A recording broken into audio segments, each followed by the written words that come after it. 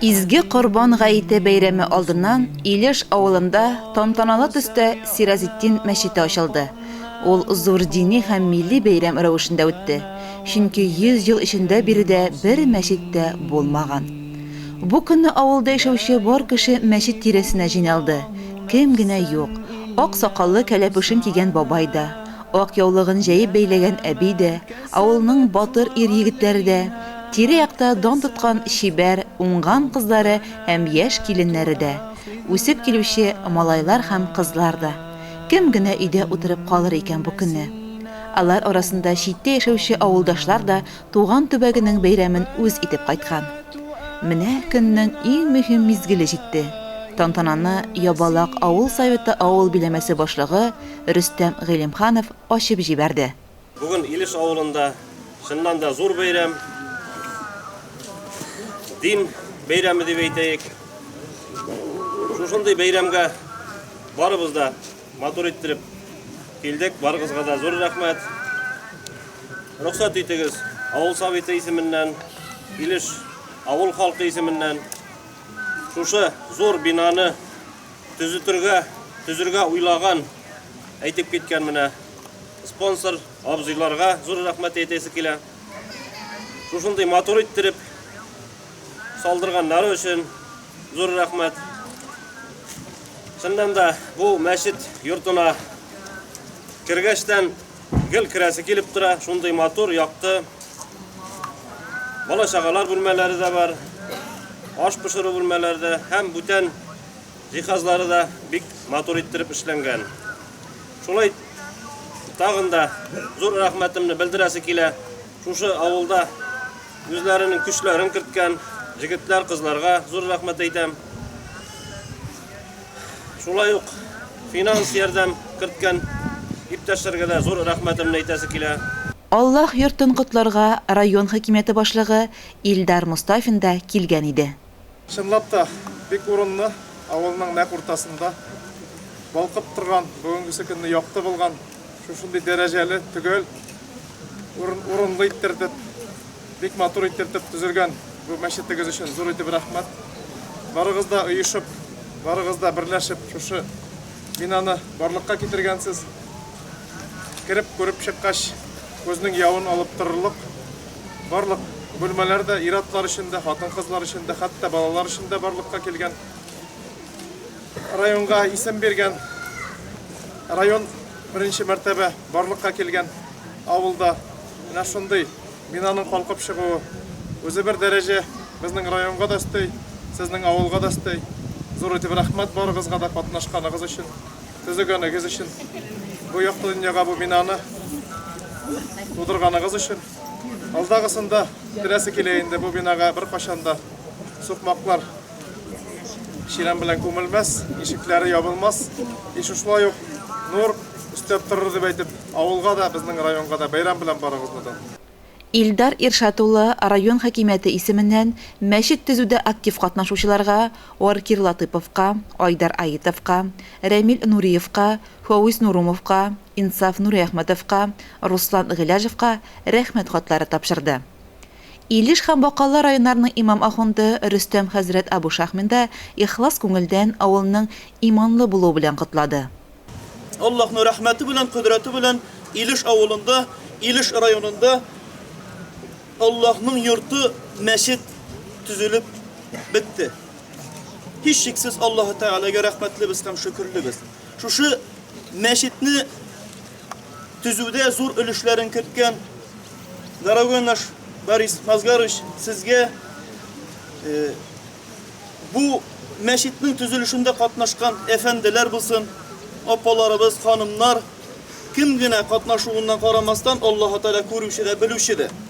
Пәйгамбәрбез саллаллаһу алейһи ва саллям әйтә: Кемдә кем шушы җир йөзендә бер кичкенә булса да мәчет салса ди, Аллаһ субханаһу ва тәгалә җәннәттә аңа сарай салыр ди. Сарай дигән сүз дворец иншааллаһ.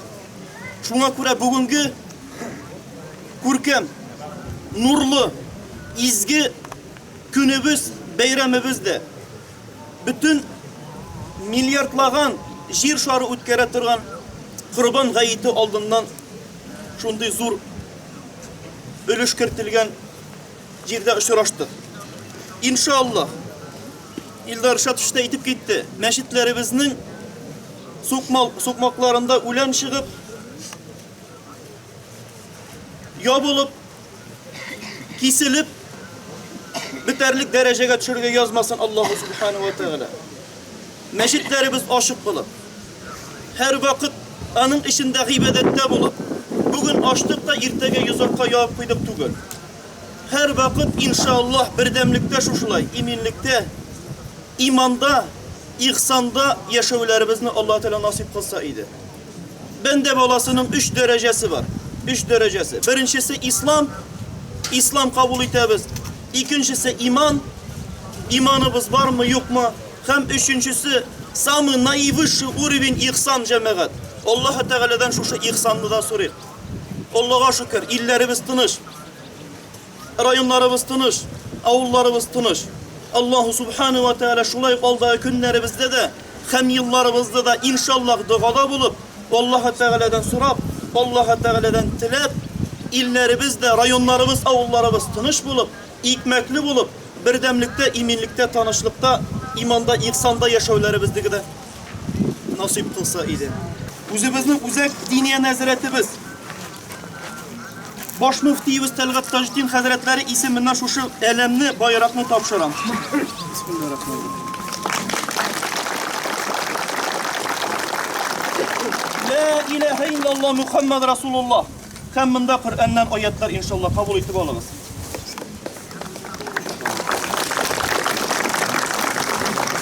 Şulay yok.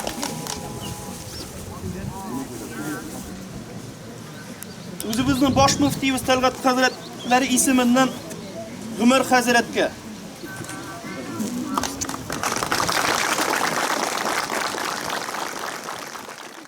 Шулай ук Рөстәм хәзрәт мәчетне төзүдә матди ярдәм күрсәтүчеләргә, Магнитогорск шәһәреннән Борис Аитовка, аның тормыш иптәше Людмила Аитовага, Югары Яркәйдән Олег Газизовка, Айдар Аитовка, Уфа шәһәреннән Рәсимә Мусинага, Илмир Аитовка, Усть-Катаев шәһәреннән Ришат Закировка, Бөтен Русия мөселманнарының үзәк диния нәзарәте рәисе мөфти Шәйхел Ислам Тәлгат Сафа Таҗетдин исеменнән рәхмәт хатлары тапшырды. Әйе, бу көнне мәчет ачу тантанасында кунаклар, чыгыш ясаучылар, бүләкләнүчеләр бик күп булды. Иң изге теләкләрен, рәхмәт сүзләрен Кушнарин районының имам мөхтәсибәте Илдар хәзрәт, якташыбыз табиб-неонатолог Фәйрүзә Латыйпова, Илеш кооперативы рәисе Рәмил Нуриев, мәчетнең имам ахунды Гомәр хәзрәт Латыйпов, Усть-Катаев шәһәреннән Ришат Закиров җиткерде. Иман кайтыр авылга дип әйтәсе килә. Нигә дигәндә иптәшләр? Соңгы вакытта безнең үзебезнең тәртипсезлек аркасында бигән Ходай Тәгалә да инде гел безгә аркылы килеп тора. Кайдадыр, яна кайдадыр суык яңгыр бит инде. Икенче җирдә корылык. Шуңа безнең дә инде шушы мәчет, шушы Аллаһ Тәгаләнең Амин дигән туры килеп безгә дә уңга ягы белән бурылыр дип әйтәсе килә инде. Без инде үзебезнең шаратта бу мәхәббәт зданияны сокларбыз һәм анда халыкның постоянно йөрер дип ышанасы килә. Мы будем надеяться, что в дальнейшем в нашей жизни и в нашей стране не будет уже больше никаких передряг, никаких революций, что будем мы растить хлеб, будем растить детей, и все в нашей стране будет красиво. И вот опять возвращаясь к той ситуации, что у нас сегодня все сложилось, я хочу сказать, что здесь, в этой деревне, вырос Айдар Аитов. И вот благодаря его стараниям мы сегодня здесь видим вот этот красивый мечеть. Если бы не он, не его руками это все было построено, каждый кирпичик, каждый гвоздик, каждый кусочек земли, который здесь был обработан. Поэтому от лица спонсоров основных также хочу сказать ему огромное спасибо за тот труд, который он здесь сделал. И маленькая благодарность от нас.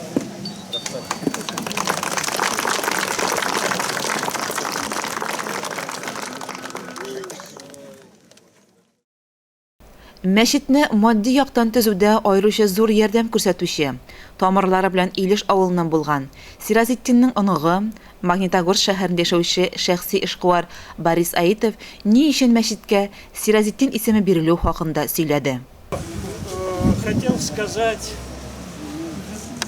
почему поставлена эта мечеть и поставлена и наречена именем Сиразетдин. Это мой прадед. Он ваш односельчанин. 185 лет назад родился он здесь, в деревне Илишево, в обыкновенной крестьянской семье. Был простым, мальчишкой. В 20 лет его призвали на службу в армии. И он уехал отсюда, служил 12 лет, он служил в Дагестане. Он прекрасно разговаривал на дагестанском, азербайджанском, на всех языках Северного Кавказа. В том числе он, конечно, знал и арабский язык. Он был востребован, и его привлекали как переводчика. Он 5 лет работал, служил переводчиком при штабе. Он дослужился до звания унтер-офицера. И еще 7 лет он служил на самой южной точке в то время империи, крепости Ахты. Это крепость тоже на Северном Кавказе, на дорогах, которые соединяли Россию с Арменией и с Грузией. 7 лет он там служил. Но основная эта мечта его была именно углубленное изучение Корана. И он всегда мечтал продолжить это обучение. За время службы копил какие-то определенные деньги для того, чтобы учиться. И через 12 лет, когда закончил службу, он получил паспорт гражданина Российской империи. Он пошел на юг, дошел до города Басры и поступил там в медресе. Аль-Хасан Аль-Басри. Это старейшее медресе в этом городе. 6 лет он там учился.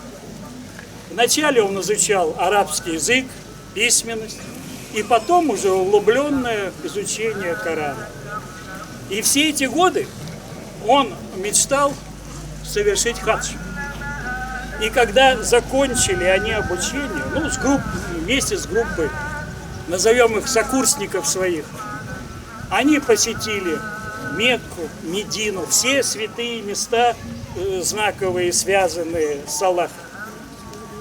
И через 20 лет, ему было 20 лет, когда его забрали в армию, и 40-летним мужчиной он возвращается сюда, в Илишево. В 1874 году он вернулся сюда. Местные жители избрали его местным муллой. И он начал служить в Илишево муллой. Женился здесь, построил свой дом в 1890-е годы. Решением Мензелинского духовного управления, тогда это было духовное управление Оренбургской губернии, его назначили старшим имамом над 2 районами, Илишевским и ваших соседей, Актанышевским. И более 20 лет он служил старшим над 2 районами. За это время более 20 мечетей было построено в различных деревнях этих 2 районов. В деревне Илишево и в Актаныше были построены районные мечети, большие мечети. Здесь в Илишево была одна большая районная мечеть и 2 мечети поменьше. 3 мечети было в свое время. Но смутное начинается Первая мировая война. 2 его старших сына уходят на войну. К сожалению, они не вернулись. Погибли во время войны. После войны началась революция. Начались смутные времена, и в 18 году, как их сейчас можно назвать, молодые реформаторы того периода, в феврале сожгли мечети и в Актаныше, и в Илишево, большие мечети. А в 19 году разобрали и вот эти две маленькие.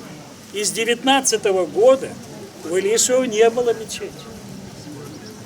И сегодня 19 год, ровно через 100 лет, значит, вот мы вместе с вами сегодня вот многих чествовали, говорили им благодарные слова людям, которые строили это. Вот через 100 лет мы поставили эту мечеть. Более того, еще знаковый момент. В этом году нашему прадеду исполнилось 185 лет. 7 января ему было 185 лет, день рождения. Вы прекрасно знаете, он родился, рос здесь, жил, и его прах здесь лежит на кладбище, на взгорке. Последняя осталась могила, за которой мы смотрим и ухаживаем. Там лежит наш прадед. Поэтому вот в честь его юбилея, в честь годовщины, столетия, построена эта мечеть. Ора таба тантаналы төстә яшел тасма киселде. اللهم افتح لي ابواب رحمتك ان شاء الله. اللهم افتح لي ابواب رحمتك.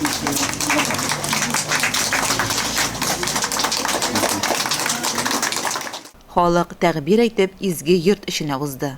الله اكبر لا اله الا الله الله اكبر ولله الحمد الحمد لله. Беренче намаз укылды. الله اكبر.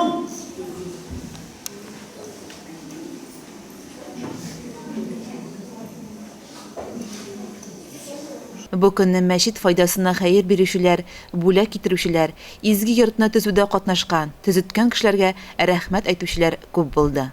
54 еллык килен булып килгән идем. Шушыннан бирле шушы балаларым белән бергә яшәйм. Шу кадәр әйбәт гаилә, шу кадәр муллалы. Менә без аның каберен һәр вакытта да карайбыз, киләбез, дугаларын укыйбыз.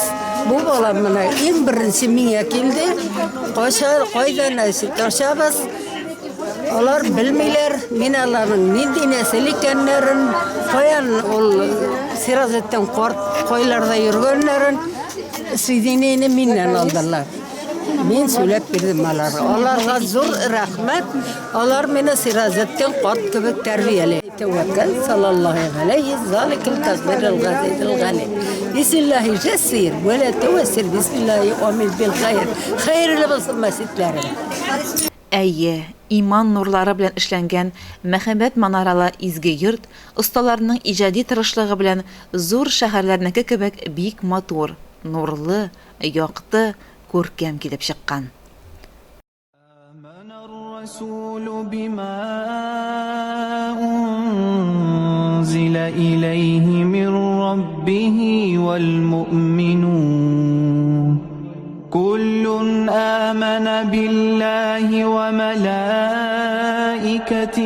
وكتبه ورسله لا نفرق بين أحد من رسله وقالوا سمعنا وأطعنا غفرانك ربنا وإليك المصير لا يكلف الله نفسا إلا وسعها لها ما كسبت وعليها ما اكتسبت ربنا لا تؤاخذنا إن نسينا أو أخطأنا ربنا لا تؤاخذنا إن نسينا أو أخطأنا ربنا ولا تحمل علينا إصرا كما حملته على الذين من قبلنا ربنا ولا تحملنا ما لا طاقة لنا به واعف عنا واغفر لنا وارحمنا أنت مولانا فانصرنا على القوم الكافرين الرسول بما أنزل إليه من ربه والمؤمنون كل آمن بالله وملائكته وكتبه ورسله لا نفرق بين أحد من رسله وقالوا سمعنا وأطعنا غفرانك ربنا وإليك المصير لا يكلف الله نفسا إلا وسعها لها ما كسبت وعليها ما اكتسبت ربنا لا تؤاخذنا إن نسينا أو أخطأنا ربنا لا تؤاخذنا إن نسينا أو أخطأنا ربنا ولا تحمل علينا إصرا كما حملته على الذين من قبلنا ربنا ولا تحملنا ما لا طاقة لنا به واعف عنا واغفر لنا وارحمنا